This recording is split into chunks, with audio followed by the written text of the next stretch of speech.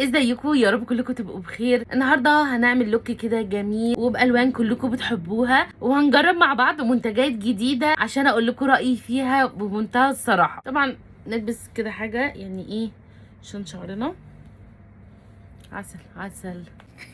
انا غسلت وشي ورطبته حلو، وكمان اديت فرصه لوشي ان هو يتشرب المرطب عشان ما اشتغلش عليه على طول. اول منتج هنجربه في اللوك النهارده هو البرايمر من روبي روز. كان في برايمر يا جماعه انا جربته معاكم برده من روبي روز، هو اللي هو البرايمر ده اللي قلت لكم عليه ان هو يا جماعه بصوا عشان تبقوا فاهمين، اللي في صباعي ده حنه. اوكي، البرايمر ده اللي هو شفاف، اللي هو زي لوريال وزي ميبيلين المره اللي فاتت ما كنتش لاقياه، اللي هو ده البرايمر ده. بقى الخامه بتاعته ولونه بيفكرني جدا ببرايمر بتاع بنفيت. اوكي،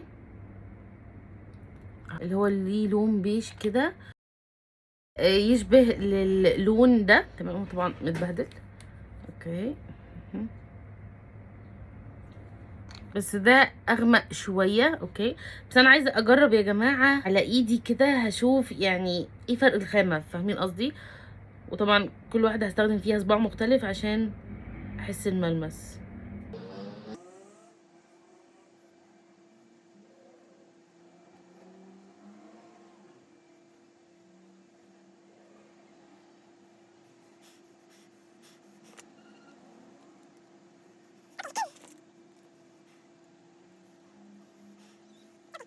اول حاجه بالنسبه للريحه بتاعتهم، يعني ده في ريحه حلوه، ده شبه ما فيهوش ريحه. اوكي، عايزه اقول لكم ان هو الملمس مقارب لبعض، ولكن بنفيت خامته اتقل شويه، يعني سمكه حتى اتقل واتخن شويه. ده اخف واطرى، وحتى فرده يعني اكنه فيه نسبه كريم، ولكن لما نشفوا الاتنين نفس الملمس بالظبط، ومفيش اي واحد فيهم مثلا ساب ملمس دهني او كريمي. خلينا نشوف على البشره. هو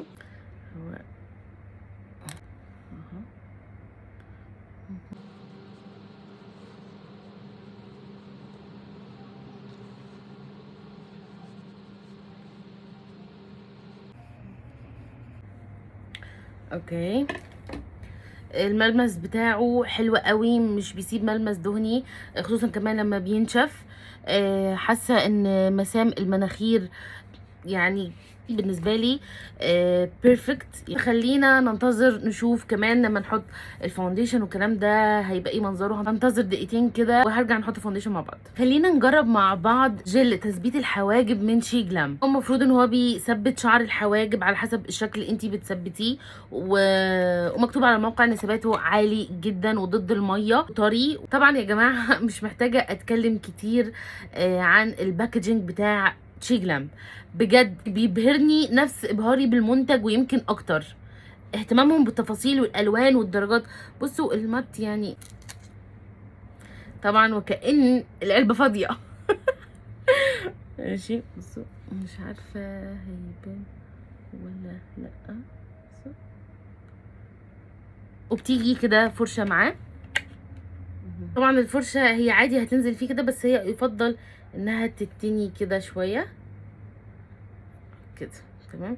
على فكره اغلب فرش اللي زي كده عادي ان هي بتتني يعني وبتتفرد تاني. يعني بصوا الفرشه هنا يا جماعه دي كده علشان لو يعني اتلافى بيها الجل، والفرشه مش عايزه ادخلها. وطبعا يفضل طالما استخدمت الفرشه مره ما رجعهاش تاني، ويبقى فيها بقى بواقي مثلا اي شادو، بواقي جل، بواقي اي لون بهدلوه جوه. مكتوب ان هو الملمس شمع. تمام. اوكي.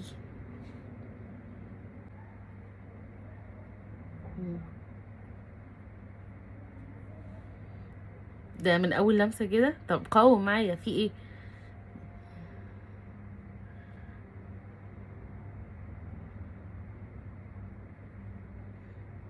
مم.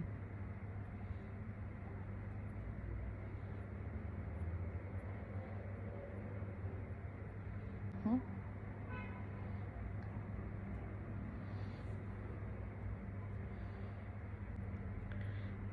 ماشي، انا عايزه اقول لكم انا كله ده بنفس الكميه اللي خدتها، ما خدتش تاني عشان ما اظلمش الناحيه دي. يعني هاخد نقطه كده بس، يعني لمست بس. اوكي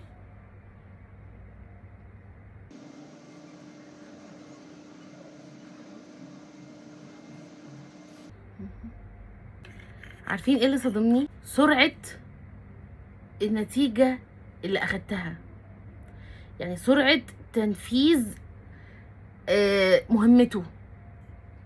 فاهمين الفكره؟ بكل هدوء، بكل هدوء، ومش هأنب نفسي ولا هتشكل معاكم، تمام؟ بس يعني ايه، يعني ايه ابقى جايبه مسكره بتاعه الحواجب من هدى بيوتي، تمام؟ طبعا اكيد مش محتاجه احكي لكم عن سعرها، اوكي؟